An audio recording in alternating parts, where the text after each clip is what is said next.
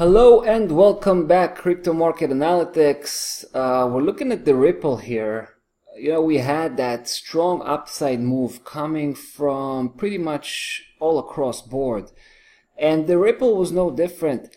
But we do see some elements of, at least a local downside correction. It could actually develop into, later on, into further downside moves. But at this point, we would like to focus on the short-term cycle. So there was a strong upside move. We saw that coming from the Ripple as well. That was about a week ago. That was the strong. We had a couple of days actually. But here is the warning sign that I think we should all be considering. First, we seems to have a trading range, a sideways movement starting to develop. Right? I mean, take a look. Let's break it down with the 4-hour chart. So we already see two well-established legs. Right? The second leg here on the upside managed to take the previous high, which just increases the chances that it will develop a next third leg. And I think it already started. We had the first downside segment followed by this kind of local technical correction slash sideways movement, and I think the next move would be another downside segment, which would finish up that third leg. Right, so price will go back to the lower section here, which means everything between 33.84 and all the way down to 31.63. Well, that's the potential. At least it could easily take the previous high, just as it did the previous the previous low, of course, just as it did the previous high. Now let's go back again to the daily chart, and here's another interesting element. We see the 200 daily moving average. We know how powerful it can be, and we actually saw that in the previous encounter with price. Right? We saw that pretty remarkable attempt to break forward, the huge bounce back, closing below, and completely reversing the direction of the move.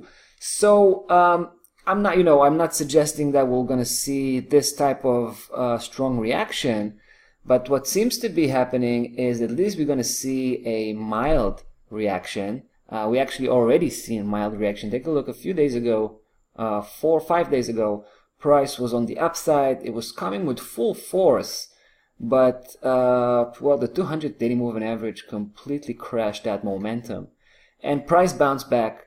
But take a look at this. This is really remarkable.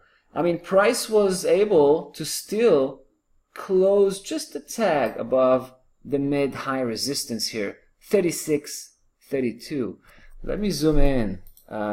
Take a look what happened here. So after managing to close just a tad above that key level, it actually gapped below, just jumped over and started the day below. However, it was challenging that key level from below when it came and traded above, but bounced back and then, of course, remained below. And we can see what happened the following day, pretty much the same, kind of replicating the same behavior, but kept its close below that key level. And we saw that same even stronger, even more violent day, which was yesterday, and still kept its close below that key level. I mean, here it's right. It's really interesting. I mean, take a look. From 2 days ago, from the close, right, it actually gapped again above that key level, just to open slightly above, but obviously ending up the day closing below. And today, right, this is like the final. The final confirmation. Price was starting on the upside, touching slightly on that key level resistance here, and boom, turning around. So, bottom line, I think price is trading sideways at this point, which means from the short-term perspective, we're probably going to see a continuation of this downside move that started about, let's say, 2 days ago.